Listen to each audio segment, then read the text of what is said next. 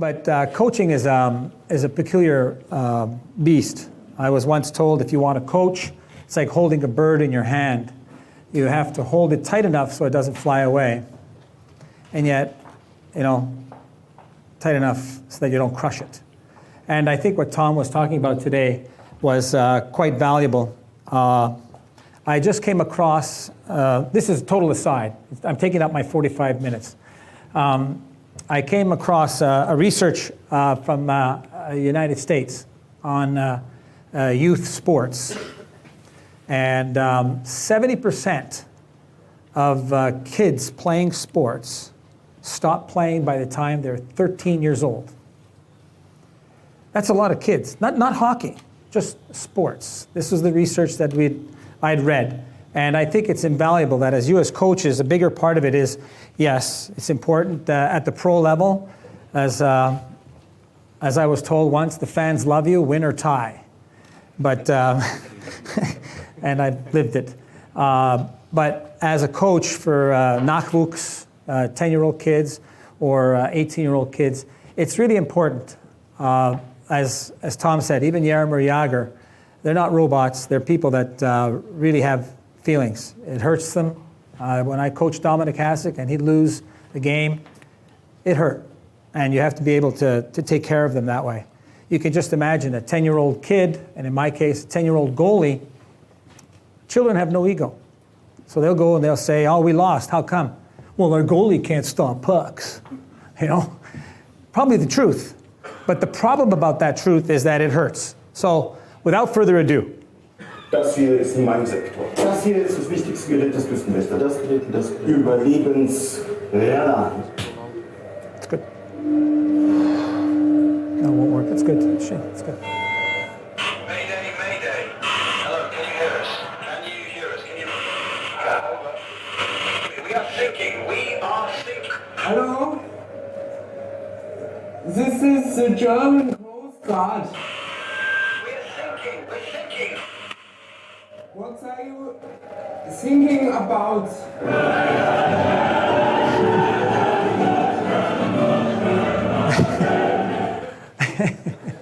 My apologies to my German friends, and now, of course, former friends. But what I'm getting at is that communication. I'm a goaltending coach. I've also been an assistant coach in charge of penalty killing with a number of great coaches from Teppo Numminen to Brad Shaw and whatever. And I don't have to give those list of names to say that, but it's more about communication.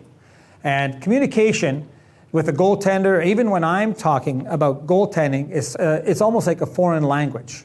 I had just done a tour in northern Italy, and a lot of the kids sprechen Deutsch, Österreicher Deutsch, whatever, and I speak a little German, and I had this young man, and I said, okay, Anders, bitte, mach du bitte eine Schmetterling. And he looks at me like I got three heads. What the is a Schmetterling? I said, eine Schmetterling bitte. And then his buddy, the little kid, says, butterfly. He went right down into butterfly. So the language was different. The language is different, but the hockey talk is what that's all about.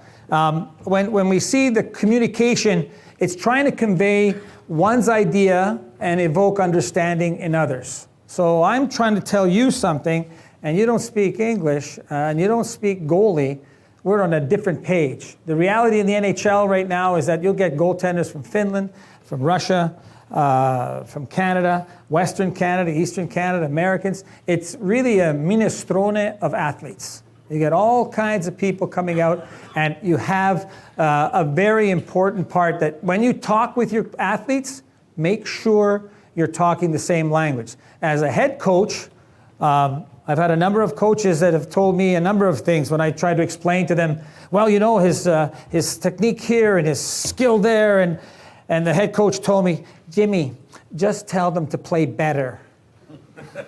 My job, right? But that's the reality. That's the type of reality as a head coach. I think you had mentioned, Andre, how the head coach just wants results. I need results, when I was doing a USA hockey presentation, I think some of the boys might remember, I had done a 1-hour presentation. It was level 5, 700 coaches, and I had done this, what I thought was a discreet presentation. I was happy with what I had said and done. And John Tortorella went up after me and he said, you know, Jimmy, just stop the fucking puck. That was it. All that work, and he just said that's all he wanted. And that, you know what, he wasn't wrong. Because at the end of the day, he just got to stop the puck. So today's talk about goaltending is going to be about evaluation and skills. We had an excellent presentation by Andre and about statistics. One of the things that we're starting to see about statistics is it gives you an opportunity to evaluate. Some of the things you want to do is project future results, and other times you want to project what can we do with the athlete to get better, and other times you want to evaluate if he's good or not. And we've gone, I think we've gone in a variety of directions where the evaluation is starting to get so much so that I didn't put it on my thing there, but there's a website. It's called Hockey Abstract. Does anybody know what that is? Hockey Abstract. It's got 400, 400. Like, that's a lot. Categories for one player. 400. You go, where are we in that regard? Well, you know, there's a lot of money. The NHL has $75 million budget just for the players. You have athletes that need to be evaluated and you know, check out what they want. But in between periods, are you a head coach? Yeah. What do you want between periods? Well, short, brief, analyze. Yeah. Something to tell the players. 400? Yeah, that's a little too much. That's a little too much. But what do you want? Like power play, penalty kill, time on ice, shift length, scoring chances, turnovers, right? Did he spit on your shoes? Oh, sorry, coach. No? Never happens. You're going to coach for a long time, I hope. Okay, so let's take a look. So the reality is, okay, goaltending, it's evolved. It's evolved over the years, but if you take a look at goaltending 20 years ago when Dominic Hasek came on board, the flavor of the moment was what? Who's a goalie here? Okay, what was the flavor of goaltending 20, 25 years ago? Tick. Style? Yeah. Stand up. Yeah. And then what was the next step? What was the big style that came after that? Butterfly? Or Schmetterling, right? Should have seen my face. I'm trying to be, I can talk German. Yeah, it is stupid. Just a fucking sense. You talk about getting the coaches, you know, on your side, being a connector, you know, and then I was trying to connect, you know, and this kid looks at me like I'm some, anyway. But that's it. But before that, who played goal when I played goal? You know, the old kick save. I had a goalie coach who wasn't a goalie coach. I just turned pro. His name was Al Rollins. Anybody got a Google? Al Rollins? Yeah, 1954 Vezina Trophy winner. For those of you who don't know what a Vezina Trophy winner is, it is the best goalie in the NHL in 1954. I'm in nets, and he's telling me, well, Jimmy, all you got to do is stand here, and stand here. If it goes in beside you, it's a good goal. I swear on my kid's head, this was my first and ever goalie coaching insight. 1954, Napoli. Needless to say, I had to go to Italy to play, because with that help in the NHL, I was not going anywhere. You know? Anyway, so it's changed.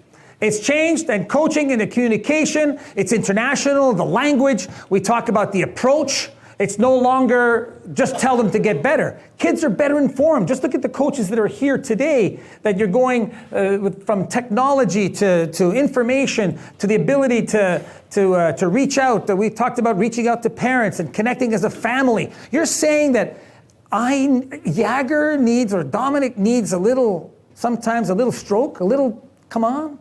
I need help here? Because we try to make things in a robot way. So the approach is different. By and large, these kids want to be a success, especially goaltending. Who has a 12-year-old kid? Hey, you have a 12-year-old? No, you don't. You look 12. Can't be 12. You have a 12-year-old kid?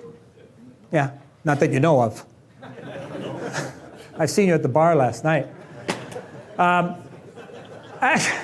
There's some guys that obviously did see you at the bar last night because they're still laughing. Okay, so the idea is that a 12-year-old kid, you tell a 12-year-old kid, well, this is what we're going to play. We're going to play hockey. Oh, this is great. He says, your position is goaltending. You know, the nice equipment.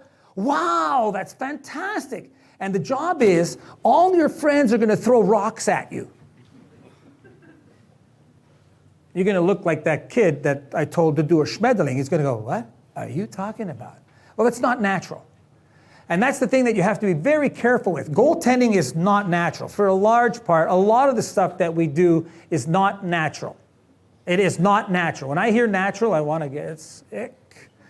Like, you're naturally blonde, I'm naturally blonde. You're supposed to say no. Work with me here. But the idea is that I'm not naturally tall, but I'm never going to be tall. That's natural. LeBron James is tall. I don't suspect that I'm going to be able to go with him in that type of situation. But a lot of the stuff as natural in goaltending, human nature. You can do this with some of your kids at home or even an adult. If you were to have them stand on this thing here and jump down like a butterfly, go down, the first thing you do in a butterfly is bring your hands towards the puck. That's a butterfly block. There's 3 types. I don't want to go too much into the detail. But human nature is you jump down and the hands come up. Now, if you have ever seen if you recall, you have your 12-year-old baby? No.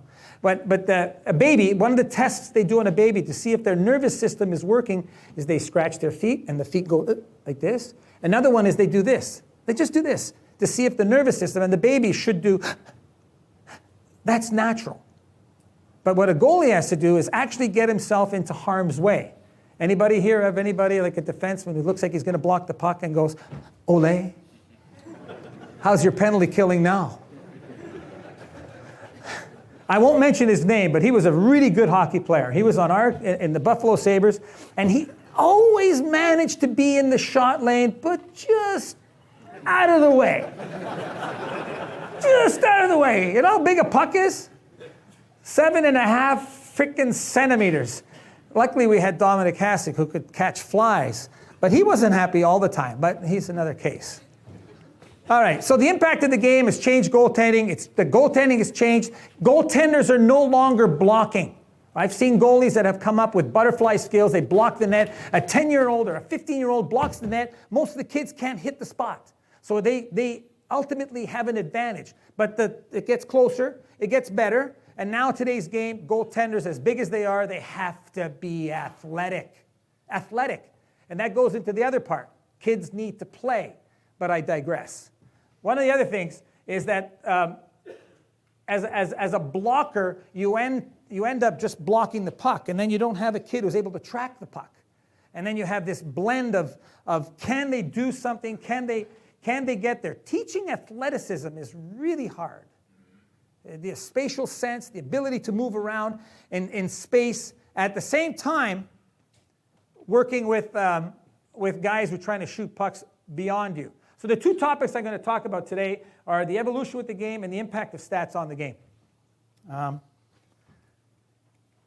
That's what the new game is all about, right there. You know how big an NHL rink, or how small an NHL rink is compared to a European-sized rink? It's 250 square meters. It's about 3,000 square feet. And all the action happens in that spot where you had said that chance area. This gets really crowded. And the league is the competition league. It's changed. You're not allowed to WWF. You know, the time when we played, where is Eberle? We used to play. It used to be a friggin' mosh pit in front of the net. Everybody was chopping. Not me. And at the same time, you're able to wrestle guys, make the save. Jacques Lemaire. I'm going to get this interview with Jacques Lemaire. I'm going to get the job with the New Jersey Devils. Well, I'm in there, tight, me and another guy, Jacques Caron, God bless him, he's an excellent coach who got the job. But I had said to him, I said, Jacques, you know, I think it's important the goalie makes a save and he's able to move his feet to get to another spot. You know, he can go here and there. And Jimmy, Jimmy, me for the goalie there. He stopped the first puck, and then the rest of the guy, they take care of the puck. But today, you can't do that. Today, you can't fight, you can't battle that way. So, the modern game, then and now, team defense, it's congested. There's an inability to access the net. Forwards are like defensemen. They get activated. They're like a center on a breakout. They're jumping into the play. You expect it. Take a look at PK Subban and Letang. They don't even skate backwards anymore. You take a look at the way they play in their zone, the swarm defense. Everybody's like, it's like, Lindy Ruff once said to me, he says, you know what? If we kill penalties this way, well, why wouldn't we do it when we're 5-on-5? And that's not far wrong. And there was the nascent moment of what the swarm defense was all about. The attack points have changed. Funneling, delays, a different way of attacking the net. Offense from behind the net. And near net battles. Near net battles means that this kind of stuff, there's 1, 2, 3, 4, 5, 6 guys. And some of the work, I think that shot by Klassen was from behind the net.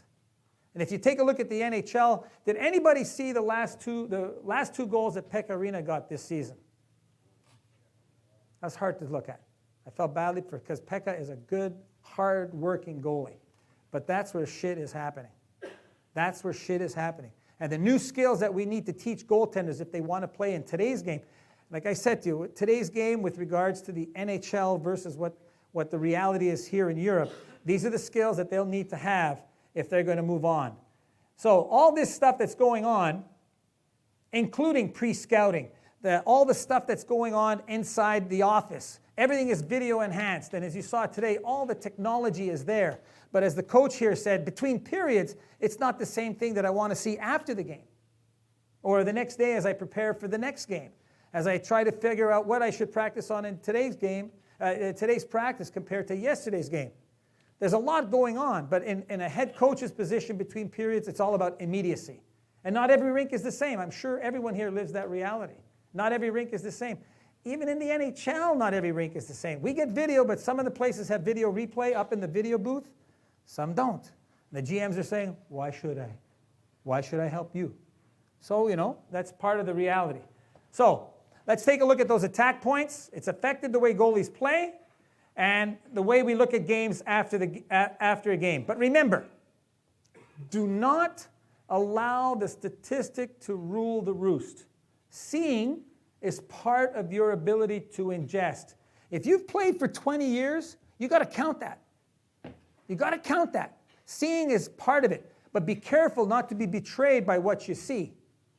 That's why you need the statistic to help you. And at the same time, you're able to be better informed. Support your info. That's what we're talking about as statistics go.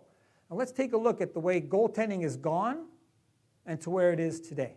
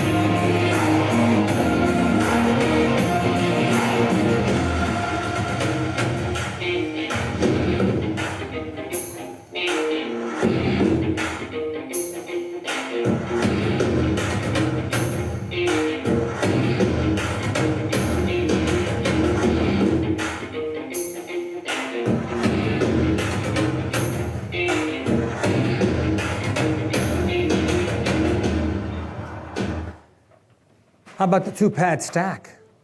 That was for you. Okay, so goaltending has changed. And if you take a look at it, like we went from that butterfly, whatever, but one thing that we didn't mention, it's the equipment. It's the equipment. It doesn't hurt as much anymore. When you know, people were saying, oh, Jim's really good. He's got really fast hands. I guess so. I don't want to get hit in the arm. It hurts. It hurts. Today's equipment, they put on their pads, and it's like nobody's business. Just take a look at that picture there. Who's screening? Who's on the screen here? Yeah, well, it isn't anybody from Winnipeg. That's what the game is going. Everybody's fronting the puck. The new skills, the attack points have changed. There's more congestion. We're getting better at analyzing statistics. Goaltenders have developed new game because they've got to adapt to that kind of stuff. They need better reads. Goaltenders have to play hockey. You can no longer play goal by stopping pucks. It's not enough. I see the puck, that's not enough. If you can see the play, it's even more important. But as a kid gets older, he starts to see more. He starts to scan the play more. But when they're young, as they start to scan, everything looks a lot more dangerous. The veteran guy sees more, he knows what's real. Are there guys in the NHL, guy coming down the left wing and the goaltender is way out, and he's playing this guy on his backhand, and you're going, ma dove cazzo vai? Where are you going? That's not real. But the young guy, everything for him is real. That's why at the end of the game, even if it's a 25 shot game, he's like wasted. My last year, Marty Berdeur's last year with us in St. Louis, it was a 2-on-1. I could not believe my eyes. It's 2-on-1, right-handed shot, guy is driving, and there's Marty with his stick out for a poke check. He knew, before the guy knew, that he was going to know, that he knew that he was going to pass to the other guy. And he did. And it was like, poop, and I'm going, that's why the gray hair. But that's what you call, and this is a phrase I use often, think like a player, play like a goalie. Otherwise, if you're just going to stop pucks, you're doomed to stopping pucks. Otherwise, clever players, they'll figure you out. They'll figure you out. You start doing stuff, you become predictable. You know what predictable means? You put the garbage out at 4 o'clock in the afternoon, the garbage comes at 5 o'clock, and you know what's going to happen, right? If you put it out at 5 o'clock, they're going to still take the garbage. But if you put it at 5:30, now you screwed up the garbage guy. But that's what happens with goaltending. If you become predictable, then they're going to work around you. You are a victim. Well, you aren't. If you're a goalie, you are. But you don't want to be a victim. I rattle on and prattle on. So another part of the game is that a lot of the stuff has become very invaluable information. Statistics. The important thing about statistics, and it's something that we have to understand. What's the odds of heads or tail? If I go heads or tail. Testa croce. Come si dice? Testa croce. Help me, Diego.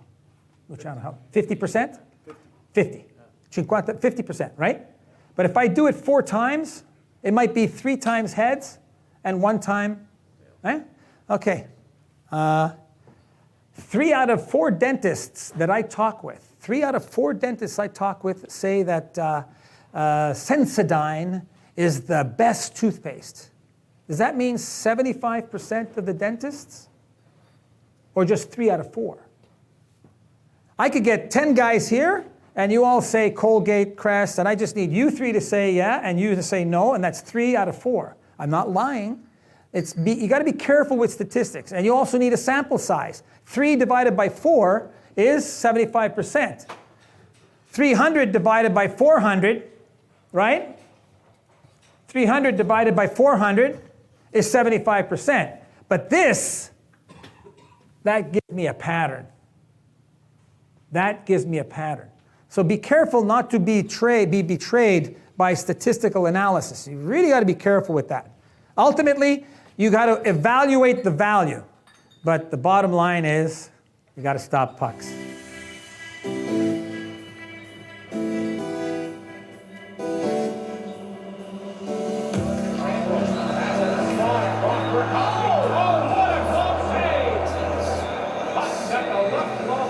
What a Now he stole it. Short-handed. And it's saved by Kate Allen on Bergeron. Lindbergh, quick pass down low in front of shot. Well saved. Killed by the Blues. Now in front, wide open. Back down over. Nash in the backhand. In front. Oh, what a save, Miller. Absolutely rocks by Hudson. Everly in. Across. Oh, what a save. McDavid robbed by Kate Allen. What a stop there. Here's his Tolbert to try. Block another shot. Rebound. Oh, what a save on the rebound by Hudson. He's not great. In the corner. And there's a save. What a backhander by Stahl. She tried to be in front. He does. Oh, well, it got over. They made a great save on Everly.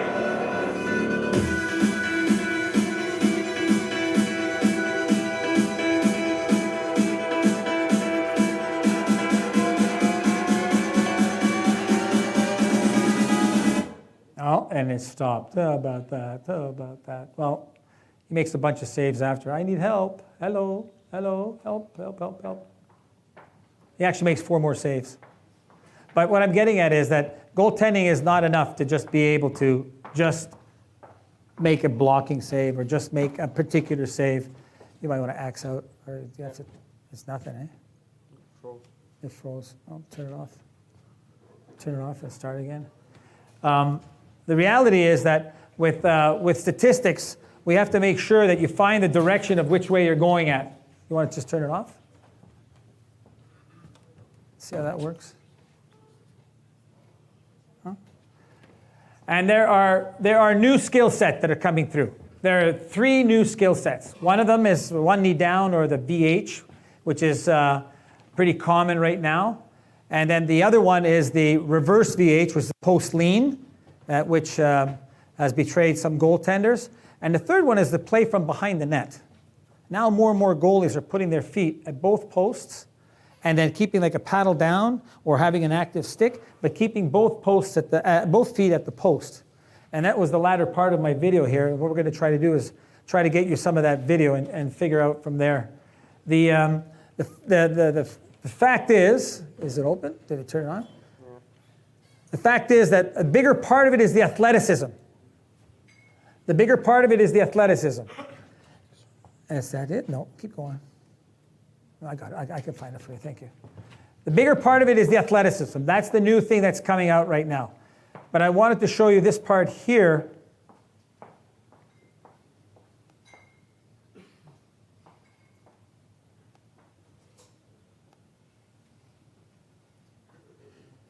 There. And the measurement of what's going on with goaltenders. I've worked with Sports Code, pucks, exos, and they're all fantastic stuff. I even worked with Stiva this year. The video capturing is an important part of it because I'll get, like, in our business, we'll get a video and we'll be able to digest. A coach after the game is going to be like upset, there's a play, and we got to take care of what's going on. And the most important thing as a goalie coach that I've learned was that you want to take care of the information you give out there. So when I worked with Lindy 20 plus years ago, this is the stuff that we developed with Roger Nielsen. Now this is done, now you get iPads, you can do it live, and if you do it live, and as the coach said, I need to know what, if I'm wrong or not wrong, if a shot's from here and I count it as a chance or not. A chance in this case is not a chance, like if I shoot the puck wide, and you know about the missed shots, the block shots, all that stuff that we talked about. If the shot is missed, and I've come out and I've made my position and you missed the net, that for me is still a chance. It's not a chance so much to score, it's the exposure. It's the exposure that your team has had. As a coach, you need to know. Like it doesn't, it's not a chance because he didn't have a chance to score, so it's not a chance. And meanwhile, the coach is saying, we only had 4 chances again. Meanwhile, they've had, take it to one extent, a breakaway. Guy shoots it wide. It's a chance. And there lies the rub. As a coach, or as a video coach, or as a head coach, or a goalie coach, you have to be able to be consistent. And the other part is funneling. This is the area where players are coming in. It's getting very congested. They're coming in here. One of the options is to pull up, hit a late guy, or turn and throw it at the net, or turn and take it to the net. Those options are all there right now. But goaltenders have had to take a look at this and adjust their situation. This is bigger right now. Did anybody see this game? Okay, can't answer that. Can't answer. Does he score? Eh? Yeah, why? Who's screening him? All those guys, it looks like the foosball. Doesn't it look like foosball? How does it go in? You know why? Because he's probably a Spanish player from Madrid. He's there right in the lane. He goes, ole. Or Argentinian. Can he do that? No? Sorry, Mo. But the idea is that we have people now fronting, and they're part of the screen. Goalies have had to contend with that. That's why if you're going to front, stay front, and then we'll work around it. And there are a number of strategies, fronting the far side and fronting the shot lane. But by and large, the different attack points are right here. These are the different attack points. They're wide out. Guys shooting, like goaltenders will come out, and they're so good, they're so fast, they're so big, they're not even getting shot on. Their teams are shooting wide out, and the reaction is to chase the lane or chase the post. And that's what has to happen. That's where you need that agility. The same thing with seam passes. You got to make sure that seam pass is, if that guy's dangerous, or is that guy dangerous? I think we have a clip, I'll show you where there's a great clip where it's a right-handed shot, McDavid is passing it to him, and the guy doesn't shoot, and the other guy shoots. And goaltender comes out, right-handed shot, no coverage on the seam pass, and that's what have you got? One-timer, empty net. For like a shot from the hash marks. So let's take a look at what chances look like here. This is Sergachev straight away. Breaking point, in front, puck is loose. What an opportunity for Palat.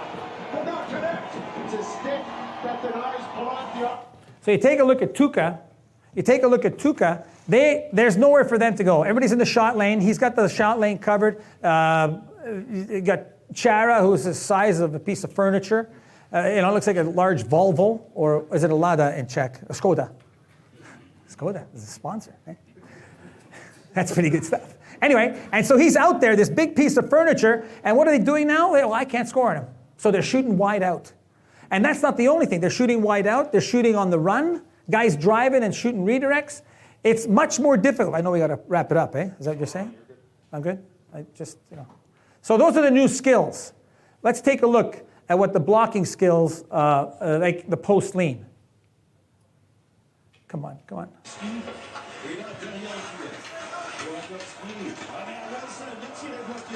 Look how crowded it is. Nurse against Fowler. Played it in front of bouncing puck, and Gibson got his glove on it. Good strength by Darnell Nurse as he holds off Fowler and gets the early start. Working from the half wall. This is the... Traffic in front as it comes to Sekera.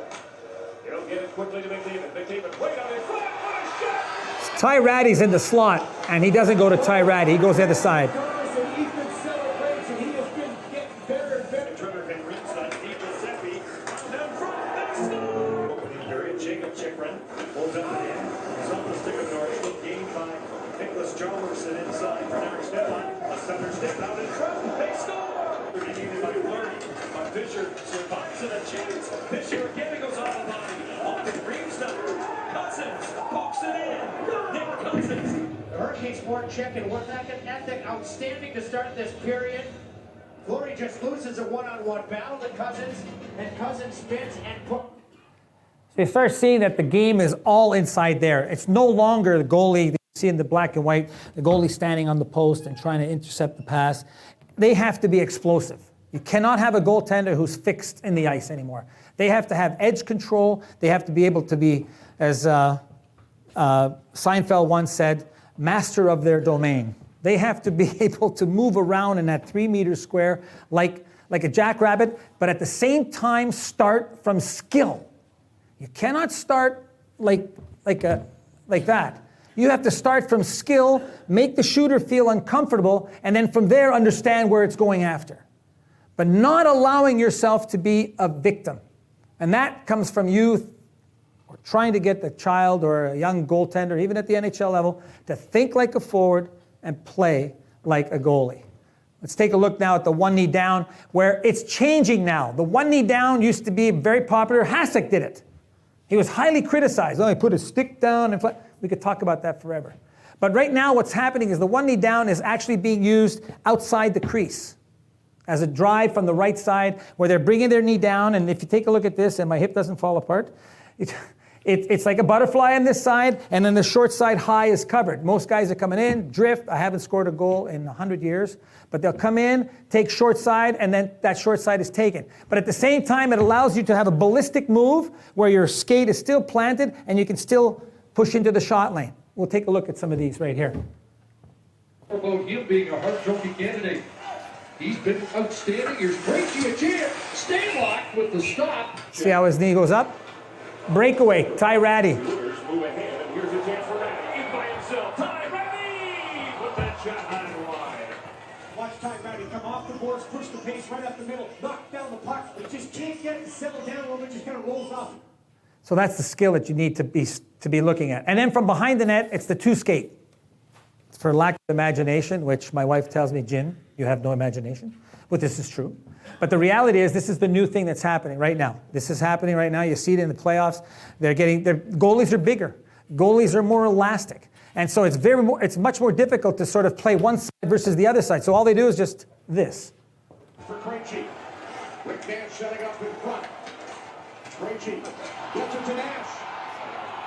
That's Oski goes through that shot. Yeah. How do you do that, right? Now, if you're like as tall as I am, it's kind of tough to do. Like me and Diego were height challenged. Height challenged. Like, we go by the big and tall store and we just keep going by. But the reality is that's what's happening now. That's what's happening now. That's how you cover. So the evolution of the game is attack area, net congestion, and net access. That's where it's changing. Especially in the game at home with the smaller rink with 3,000 square feet or 250 square meters less. Goaltenders that are coming from here need to know this. They need to train for this. The other part is, statistically, you can be better informed. Instead of the old shots on goal, block shots, this is what you want, chances. Chances, saves percentage, their PK, their PK chances, saves percentage. I got a call from assistant coach in Columbus, and he was talking about Bobrovsky, and I said, Bob is like, the best goalie in the league. And I asked him, I said, what's your D-zone coverage? And what his answer was? Bobrovsky. I said, come on, you're shitting me. No, I'm telling you, we don't really have that much structure, but it's our D-zone coverage. Bobrovsky. Okay, Brad, thanks for that. But the question was more about, in the penalty kill situation, different stats that were mounting up for Bob versus even strength. So those are indicators that might give you an idea that maybe you need some work as with regards to how your team is being exposed and how he's sort of affecting his game and the way you play. Those are indicators, not to say you're no good. I mean, Bob's lights out. But the reality is, you can help him by kind of figuring out, okay, where's our exposure? As a goalie coach, you can find out where's our exposure, how do teams get to our goalie in this fashion, and you're able to build a drill. As I often say, you can drill to skill, but at the end of the day, you got to play hockey.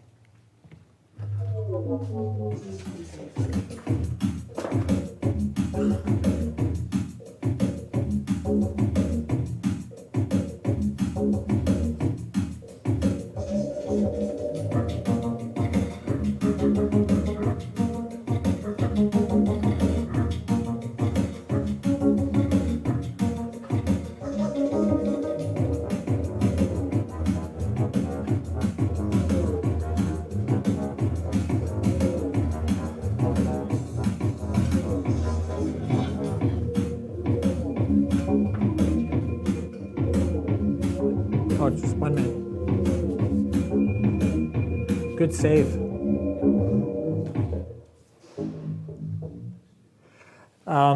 Athleticism. Young goaltenders have to play different sports, especially in the off season. It's good to have good coaching, whatever. Handball, tennis, pallone, soccer. What you want to do is be able to move your feet and yet use your hands to do something else. It's like every hockey player in the world. They got to skate and still use their hands. It's no longer just your goaltender being a fixed object. And lastly, this is a picture in Venice. This is at the Biennale. And that is about, about 15 meters. It's holding up what it looks like a building. And I had told you that story about holding the bird without crushing it and yet being able to hold it together. Remember this, as a coach, there are a number of guys, we've the word potential, potential, oh, this guy's got great potential. That's a coach killer. You have to be able to release the bird without losing it, because talent is not something you have. Talent is something you do. Otherwise, it doesn't help you. It doesn't help your team, it doesn't help the kid. Talent is something you do. And remember that, because if you want to be a goalie coach and you want to help the kids along, well, my wife found this, it's in our family archive, a video of when I was a kid, and she knew right away I was going to be a goalie coach. She was telling me, we found this, what? Like I didn't want past, no.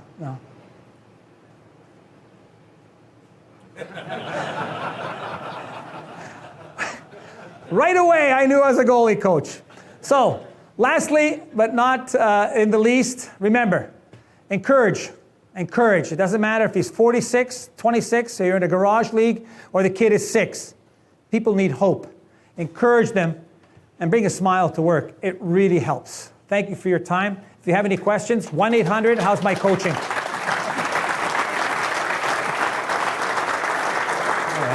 Yeah, an old goalie. The discussion here we've had a lot of times. Goalies, you talked about the skating and edge control. Mm-hmm. How, at what age group do you really put the goalie in the net or the kids in the net? Because we've talked about this. How long do they play goalies and out and in? So that's an excellent question. I had a long chat with Mark Tabram and USA Hockey, and we talked about trying to get kids to be multi-sporters. And skating for a goaltender is not, blue line, red line, wallies, and as I said about master of your domain. In the package I think I gave you, I don't believe I gave you that part, but as a child up to around 10 years old, they should be encouraged to skate. Get a turn to play forward, get a turn, and then take the classes after, like the special goalie classes, so that they get the feel. The original part of this question was, if you really look at that question you just made, I want our goalies to play hockey.